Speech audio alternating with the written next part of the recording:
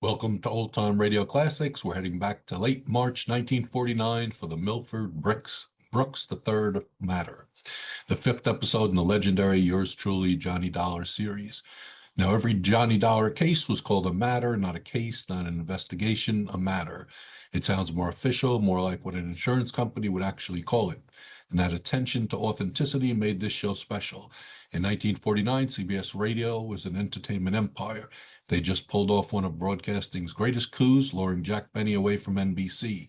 The network's stable of drama programs was unmatched, with suspense, escape, and now Johnny Dollar filling the evening hours with pure imagination.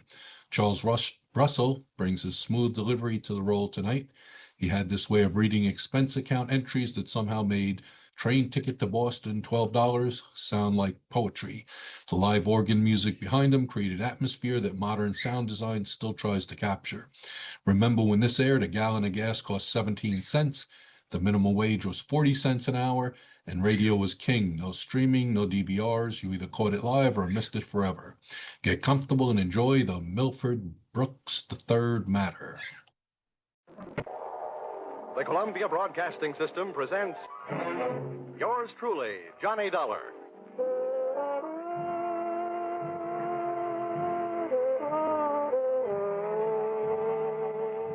The next half hour has its baggage packed to take a trip with America's fabulous freelance insurance investigator, Johnny Dollar. At insurance investigation, he's just an expert. At making out his expense account, he is an absolute genius.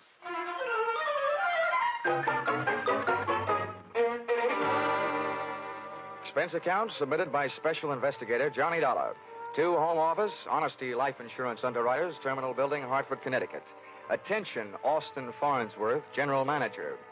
The following is an accounting of my expenditures in the investigation of policyholder Milford Brooks III for your company. Expense account item 1, 75 cents. Cab fare to your office in answer to your original hurry call. Tip to driver, $1.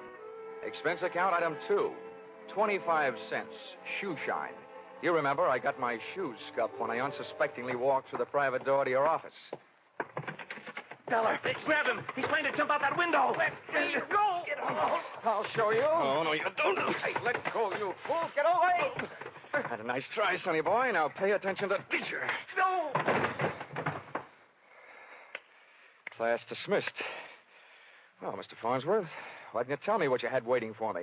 I'd have worn my boxing gloves. Dollar, this was all a complete surprise to me. Well, just in case your little chum on the floor there wakes up in a hurry, I think I'll close the window. Now. My goodness, Dollar, what are you doing? I'm sitting on his head. I don't care if this guy tries killing himself again. I just don't want him to try and kill me. After all, we haven't even been introduced. Dollar, that happens to be one of our largest policyholders. His life is insured with this company in the amount of $2 million. Oh, now I can see why you're so anxious to keep him from putting a dent in the sidewalk. Precisely. He'd also put quite a dent in your company's bank account. By the way, Dollar, aren't you in danger of smothering the boy sitting on his head that way? Maybe. Now, tell me, what's this guy's name? And what's his story? That, sir, is Milford Brooks III. As I said, we have him insured for $2 million. His mother and father left him with a paid-up policy for the sole purpose of enabling his heirs to pay the inheritance taxes on his estate when he dies. Unfortunately, due to the kind of life he's been leading, Brooks not only hasn't any heirs, he hasn't any money. He blew all his cash? That's right. Now he's trying to get some out of us by threatening to kill himself. And that policy pays off on suicide. In a mortuary, he'd be a millionaire, huh? Please, Dollar. Sorry, go on. Well, 1/2 hour ago, Milford walked into this office and changed the beneficiary in his policy. When that was done, he proceeded to demand, not request, mind you, $500,000 in cash. Oh, well, say, that's quite a touch. When I explained to him that there was no loan provision in his insurance policy, he threatened suicide. He said I could either give him the $500,000 cash or pay off the $2 million on his policy. So all you have to do is to keep him alive. And he's managed to make that no small problem. The man he named as his new beneficiary, just before he made his demand for the cash, is, well, it's downright frightening. Why? Who is it? One of the most notorious gamblers in the East. His name is Hatcher. Harold Hatcher. Oh. You know him? Yeah. Say, that kid's been a post office pinup boy for a lot of years. Well, there's the situation, Dollar. I'm engaging you to protect Milford Brooks' future. Yeah, what there is of it. The way this lad operates, you think he had but 2 lives to give for his country. He's not only set himself up to get knocked off by somebody else, he's just dying to do the job himself. Well, it just means that you'll have to work twice as hard. Oh, it also means something else. What's that? That you'll have to pay me twice as much money. You'll get your money. The situation demands sacrifice, I'm afraid. But protect the boy, Dollar. Give him something to live for, an interest in life. Got an interest in life, huh? Let's see. I know. Here, this should help. What's that you've got there? It's what's commonly referred to in the more successful bachelor circles as my little black book. Now, let's see. Ruby? No, her favorite expression is drop dead. Bernadine? No, she'd be the new beneficiary by midnight. Oh, here's one. Here. Butter. Butter? Hey, Farnsworth, would you mind passing me that phone, the one with the long cord? No, not at all. My little friend here is showing signs of life. Here you are. Maybe you should let him breathe a bit more. Don't worry. He'll be all right. Hello? Hello, I want to call New York. Person to person. Miss Theodora Butts. Yeah, that's right. And you'll get her at Hudson 24292. Dollar, you're not thinking of taking this boy to New York, are you? Well, I'm going there myself, and you want me to keep an eye on him, don't you? Don't fret, Farnsworth. All is not lost. You do worry me sitting on his head that way. Hello? Hello, Butter? Butter, this is Johnny Dollar. I'll be in town tonight. I want to see you. Look, here's what I want you to do. Yes, this is all right to say over the telephone. I want you to reserve a table at the hatchery in my name for 10 o'clock tonight. Will you do that? Okay, I'll see you in a few hours. Huh? But I can't make it any earlier. I'm sitting up on a sick friend. Okay, goodbye. I'm not sure that I agree with your methods. Oh! What's the matter, Dollar? Did he hit you? Hit me? No, he bit me.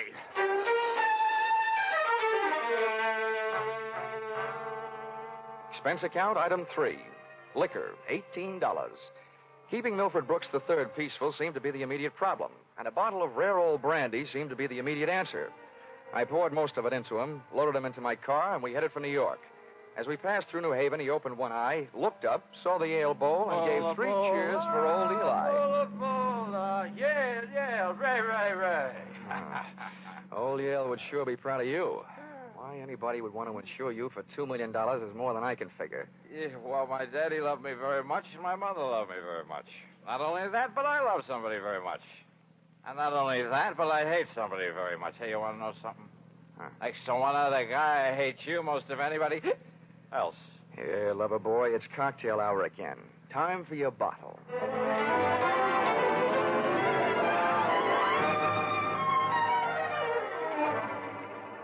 Rolling along the Merritt Parkway, I felt very much alone with my own thoughts. And believe me, they weren't very pleasant company. The way it stacked up for me, Brooks had built up a fat gambling debt to Harold Hatcher and had been forced to make him his beneficiary.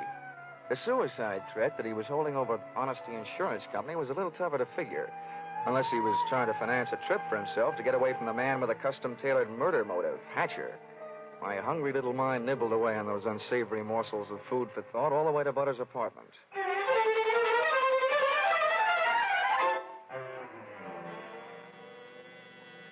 Hey, where are you taking me? I want to go to New York. If you don't behave, Buster, I'll punch your ticket. Johnny, darling, welcome to New York. Fastest trip I ever made. Quiet. Well, where did you find this? In a box of Cracker Jacks. Come on, let me in. Oh, I don't know about you, Johnny. Some men bring me flowers and some bring me candy. What do you bring me? A boiled owl in a Brooks Brothers suit. Oh, I'm pleased to meet you. My name is Brooks, but I haven't got any brothers. Lucky them. Fix the pillows on the couch, will you? They look more at home in the bathtub. Oh, come on, Buster. Lie down. Oh, I'm charmed. Thank you. Hey, this kid's liquor sure can hold him. He's passed out. How long have you been playing nursemaid to this bottle baby? Lead me into the bar, sweet. Let's get away from this buzzsaw, and I'll tell you all about it. Sure, come along. Horrible examples don't seem to bother you, do they? If you knew how that guy's been bothering me. What'd you do to me? Oh, let's just say he put the bite on me. The river sure does look pretty tonight. Like a brandy? Anything but. I've been sniffing that second hand, all the way from Hartford. Oh, make it a Bravo root beer. Hey, Butter. See that big boat out there? Mm-hmm. Oh, I sure would like to be on it with you. Sailing off to faraway romantic places. Get with it, darling. That's the 125th Street Ferry. Here's your root beer. Come on now.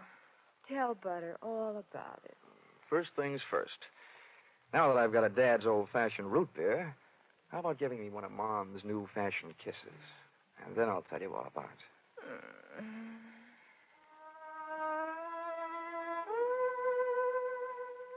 A few seconds later, I proceeded to tell her all about it, and it wasn't easy.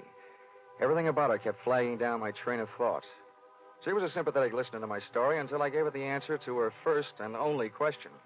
Where do I fit into all this? Well, baby, I thought you understood. My job is to give the poor, misguided boy something to live for. That's you.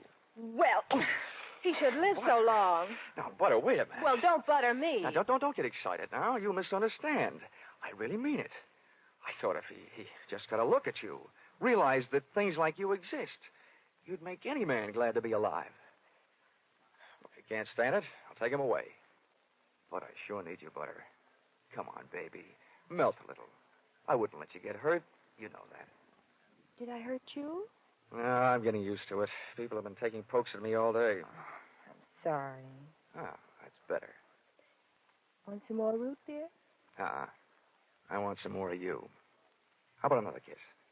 Well, help yourself. Darn. I'll get it, Johnny. Okay, and if a man answers, hang up, will you? Oh, don't worry. Hello. Yes, this is Hudson 24292. Well, that depends. Who's calling? Oh, just a moment. It's for you, Johnny. Mr. Farnsworth. Huh? Oh, okay, I'll take it. Thanks. Say, while I'm talking, be a good girl, will you? And take a look at Milford in the other room.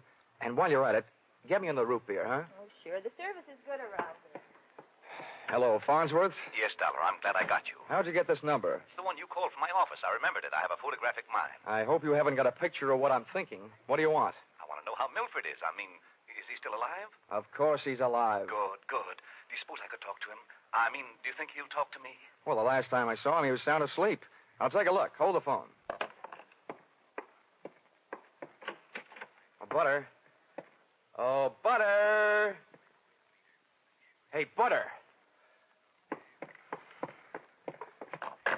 Hello, Farnsworth? Yes, yes.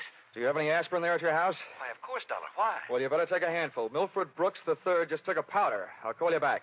You let anything happen to him, and you'll need the aspirin. I've already got a headache. When Milford left, he took my girl with him.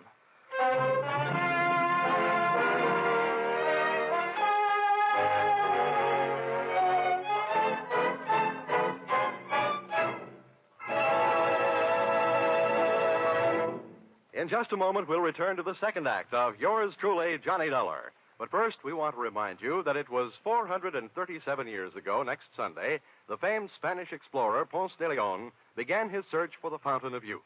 By sheer coincidence, the man who's still looking for it, Jack Benny, will be heard on CBS next Sunday at 7 o'clock Eastern Time. And now, back to Yours Truly, Johnny Dollar.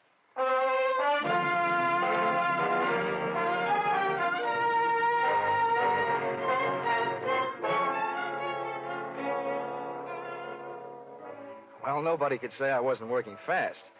I'd only been in town for an hour, and I had already succeeded in not only losing your $2 million baby, Milford Brooks III, Mr. Farnsworth, but in losing my $1 million baby, Theodora Butts. I tried to put myself in Milford Brooks' $40 shoes, but they wouldn't fit. You can't outthink a maniac. The best I could do was figure either that he was on his way to commit suicide, or that Harold Hatcher, the man who now stood to collect $2 million in the event of Milford's death, had snatched him out of Butter's apartment. With birds of that type flocking together, Butter stood a good chance of being a dead duck. I spent an hour unsuccessfully shaking down the neighborhood for them. I questioned cab drivers, harness bulls, bartenders. Then I decided to ask for help from higher up. And I don't mean that I said a prayer. Expense account, item 4, 5 cents, phone call. Police headquarters. Give me missing persons. Any particular one? Don't be a wise guy. Lieutenant Fisher. Yes, sir. Hello, Dollar. What did you lose? Practically everybody. Let's start with a girl, Theodora Butts. You mean you lost your girl? Why didn't you call Dorothy Dix? Don't waste time being clever. Just check your reports, will you? Hold on. Buddington, Bumpus, Byers. Nope, nothing on it, Dollar. Okay, well, try this one. Brooks, Milford III. Bullseye. Brooks, Milford III. He hasn't been reported missing, and we haven't found him yet. But, we think we know where he is. Oh, this kind of a question I always hate to ask. Where? The Hudson River. At 11:15 tonight, his top coat, complete with identification, was found taking a ride on the 125th Street ferry. Anything else? Nothing much. Package of matches was found under the coat, monogram. You don't happen to know anybody whose initials are H.H., do you? H.H.? Well, there's always Horace Height. Thanks, Fisher. I'll check back with you later. I'll be here.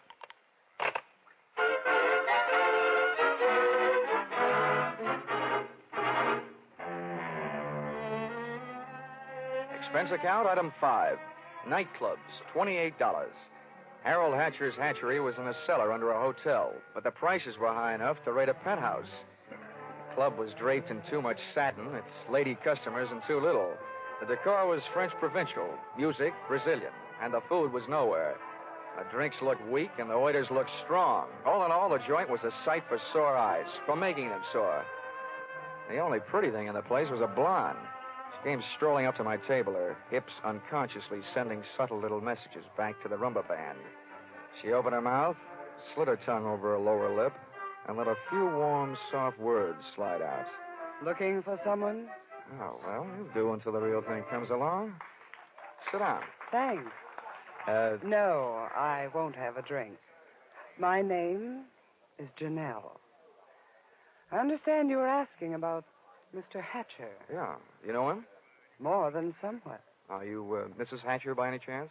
I might be. Does that mean you might admit it or that you might talk him into it someday? I'll ignore that. What do you want to see him about? A mutual friend, Milford Brooks. I know most of the quiet-clothes boys around here, so you aren't a cop. You don't look like the type to be a society friend of the Brooks family. So what are you? I'll ignore that. Is Hatcher around? He might be. Oh, come on now. Where is this office? At the top of the stairs in the back. Can I expect any trouble getting in? You act like you just saw a B picture. Harold is doing his best to act like an honest businessman these nights. You won't have any trouble. How do you know? Because Harold sent me down here to look you over. I think you're all right. Oh, so I've won myself the good housekeeping seal of approval, huh? Keeping house with you would meet with my approval. I ran for my life, had a slow walk across the dance floor, edged my way through a cluster of tables, and went up the back stairs. When I located the door to Hatcher's office, I knocked once and went in. Come on in. Thanks. I'm Johnny Dollar. I've been hired by Honesty Life Insurance underwriters to protect the interest of a guy named Milford Brooks III. What's that supposed to mean to me? You know him, don't you? Well, he isn't exactly one of my boozing buddies. How much money does he owe you? We've got him on the books for a few grand. Why? They picked up his top coat tonight on the 125th Street ferry. He wasn't in it. It might have been a suicide, or it might have been a knockover made to look like a suicide. What's your choice? Where do you get off asking me to make a choice? Where were you around 11:30 tonight? What's it to you? I don't know. I just thought you might like to rehearse a few answers. The law will be asking you some questions real soon now. I don't know why I should tell you, but I was driving around in my car getting some air. You better do better than that. They found a match folder under Brooks' coat. It had your initials on it. You're out of your mind. The guy owed me a couple $100,000. You think I'm going around knocking off my own assets? I don't know whether you're stupid or bright, Hatcher. Don't worry about it. I know. What about that insurance policy? What insurance policy? Now, look, Hatcher, we're big boys now. We both know that changing the beneficiary of an insurance policy is a legal transaction. That means witnesses. That means it isn't secret. You mind telling me what you're trying to say? That you and the Honesty Insurance Company and I all know that Brooks made you the beneficiary in his policy and that you stand to come into $2 million when they fish out his body. I don't know anything about it. Motives don't come much bigger. I'm telling you, this is all news to me. You or nobody else is going to move me off that story. I feel the same about mine. It doesn't take a genius to know that Brooks didn't love you $2 million worth. There's only one logical reason for his making you the beneficiary that I can see. You forced him into it. Who'd believe anything else? Who cares? They'd have to prove it. And, brother, that can't be done. Now, how would you like... Wait a minute. Yeah? Yeah. Oh, okay, Rocky. Thanks for the news. Dollar, did you turn me in? Oh, they're here, huh? Yeah. No, I didn't turn you in. What's the matter? You got a good story, Hatcher? You're not worried, are you? Here, have a cigarette. Thanks. Oh, I got a light. Oh, worked the first time. Yeah. Nope, I'm not worried. I'll be out in 48 hours. You'll be lucky if you're out in 48 years. Okay, boys, come on in. The homicide boys invited Hatcher down to headquarters. He accepted and invited them down to the bar for a no-hard-feelings drink. They accepted. I walked back down the stairs into the club. The place hadn't changed. Same stale customers, the same stale music, same stale air. And the same lovely Janelle sitting at the same unlovely table. Hello. How'd you make out? Oh, I left before they started playing 20 questions. But I wouldn't worry. You've got a smart boy in the bar there. In some ways, maybe. What'd he hand you? A big round zero. Wouldn't talk, huh? About what? Oh, just a little doodad, a $2 million life insurance policy. Wait a minute. That young Brooks kid? Yeah, that's right. Oh, I knew it. I tried to tell him, but he wouldn't listen to me. Trying to tell who what? Hatcher. But he'd get into trouble about that policy. It just looks funny, him being made the beneficiary. You knew about it, huh? I suppose you also know what was behind it. Sure, Milford owed him some money. A lot of money. It's in writing. What kind of writing? It's a personal note that Brooks was going to get back if he made Harold beneficiary. It's up in his office. Hey, you must be awful close to Hatcher. I'm the close, friendly type. I'll have that drink now. You've earned it, beautiful. She had earned it, and I had a hunch as to why. If ever I saw a gal busy putting the skids under her boyfriend, she was. Even if she helped send him up on a murder rap. I would have bet a quick 50 that she'd tipped him to the police. It's happened before if the boyfriend is the murdering type, and it's a nice, neat legal method of disposal. Janelle led me back up the stairs and into Hatcher's office. I sent her back down to watch the bar to divert Hatcher in case he decided he'd forgotten something. Brooks's personal note made out to the gambler was easy to find, lying neatly in the middle of the top desk drawer. But I found something even more interesting when I went through his wardrobe closet. I began to see a glimmer of light. And then, encouraged by not too much thinking on my part, it turned into a veritable bonfire, which I hoped wouldn't be too hot for me to handle.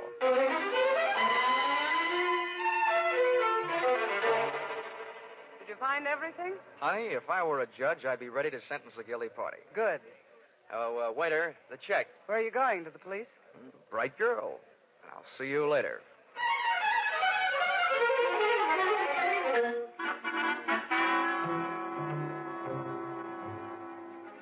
Expense account, item 6. Cab fare, $1. Tip the driver, $1. Once out of the hatchery, I walked to the corner, got into a taxi, and waited. In just a few minutes, my favorite suspect came out of the club, jumped into a taxi, and the chase was on. We nuzzled our way through the traffic over to 2nd Avenue and headed downtown. Then he took a right turn on 45th Street over to Lexington and headed uptown. But they didn't lose us. At 72nd, the cab ahead turned right and pulled to a stop. My driver was on his toes, and his toes were on his brake. We stopped, too, half a block behind. You want I should wait? No, here you are. Keep the change.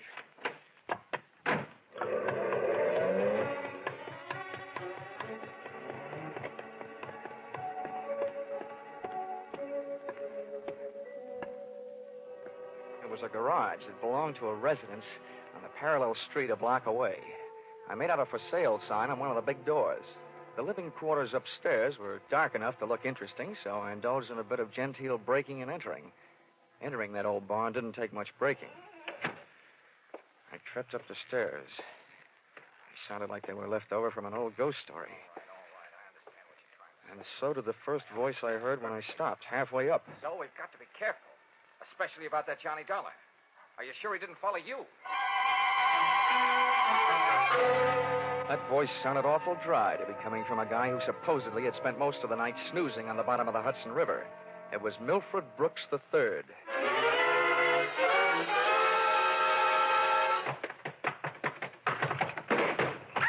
Get up on your feet, Brooks. Now, wait a minute. No! I started this thing slugging you. I might as well finish it the same way. Leave him alone. He's mine. Pull in the claws, Angel, and sit on his lap. Oh, you Connecticut hick. I'll kill you. Look, I'm the last guy in the world who enjoys physical violence, give or take. But believe me, you two are coming mighty close to changing my whole character. Now settle down before I really lose my head. Get off of me. I should have known better than to get mixed up with a low-class nobody like you. Cut. We've pushed the lady around enough, Brooks. Tell me to be careful. Why didn't you think of that before you led him here? Wipe your nose, big boy. Now, don't you go getting fat-headed, gorgeous. Neither one of you is exactly what I'd call a mastermind. When you planted that match folder underneath the topcoat on the ferry boat, you both should have been more careful. Huh. You think so? You bet I think so. If I were planning a piece of evidence to incriminate Mr. Harold Hatcher, I would have left a cigarette lighter. I found one in the pocket of every suit he owns, back there in his closet in the club. It wasn't hard to figure out that guy never carries a book of matches. What do you want? I'm only interested in one thing, saving the insurance company $2 million. And, Buster, I think you've done it for me. Wait, look, Dollar. This is insurance fraud. It has been ever since you put on that fake suicide attempt, trying to extort $500,000 out of the company for you and Janelle. Wait a minute, Dollar. So much for the company. Now, something a little more personal and a little more serious. Where is my girl? Well, she's all right, Dollar. I couldn't help it. I had to get out of that apartment. She caught me leaving. I had to take her with me. Where is she? Well, I didn't mean to hurt her. I was afraid she'd yell. Why, you miserable... I'll tell you where she is, Dollar. I put her in a cab and sent her to the emergency hospital. Get up. Oh, no, Dollar, please, let me give you the beating yell. Harold. Hatcher.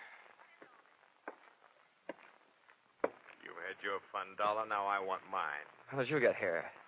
New York City, world's most efficient police force, remember? When they think maybe a guy's jumped off a ferry boat and nobody's seen him do it, they check the turnstile counters at each end. In the case of Brooks here, as many people got off that boat as got on. Yeah, that makes sense. They'd hardly hold a guy for murder just because somebody else lost a topcoat. How'd you know we were here? You know me, Janelle. You never go any place that I don't know about. Okay, Brooks, you felt like explaining. Now I feel like listening. Get it up. I don't know what you mean. I know what you mean, Hatcher. One, he gave you a big, fat $2 million motive for murder. And two, he did his best to make it look like you did murder him with that broken-down match cover plan on the ferry boat. Why? Well, they wanted to get rid of you and live happily ever after. The big mistake they made was in trying to shake the insurance company down for some ready cash. And you, baby. Harold, you please. put him up to it, didn't you, you cheap little muscler? No, Harold! Calm down, Hatcher. You don't need a gun around here. They're tame. You don't know me very well, Dollar. I'm going to teach all of you amateurs a lesson. How these things are really done. Come on, Brooks. No, Hatcher. You can have everything I've got. For a second, it looked like Hatcher was going to take everything. But I hadn't gone that far to see Brooks knocked off with me as a witness. Hey, maybe I wasn't going to be a witness. Maybe I was going to be a victim, too. When that thought hit me, that's when I flew across the room and hit Hatcher in a do-or-die flying tackle from behind. Oh. Hatcher went down shooting. I went down kicking, and a lucky boot knocked the gun out of his hand. I beat him to it and swung it straight into his skull. Oh! Half the people in the room were lying there bleeding. Brooks from a gunshot, Hatcher from the gun butt. Janelle and I both stood there panting. But believe me, not for each other. We stood that way until the police arrived.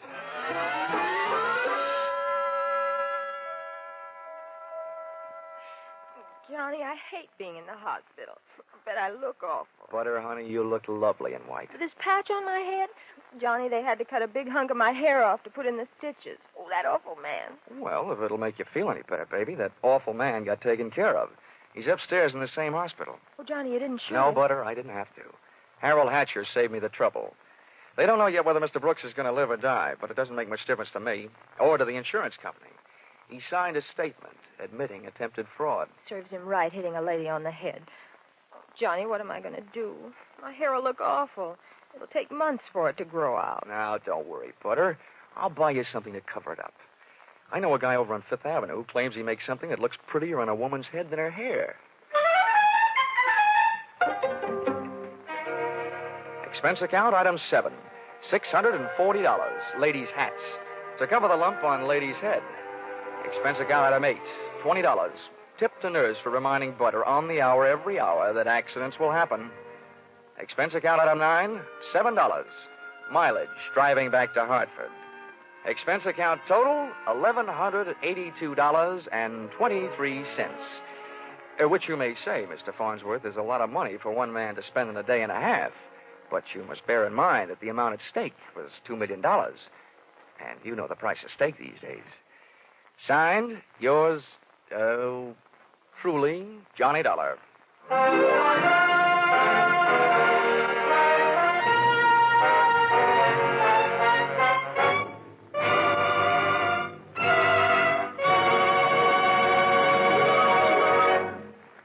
Listen in again next week when CBS brings you Yours Truly, Johnny Dollar, with Charles Russell as Johnny.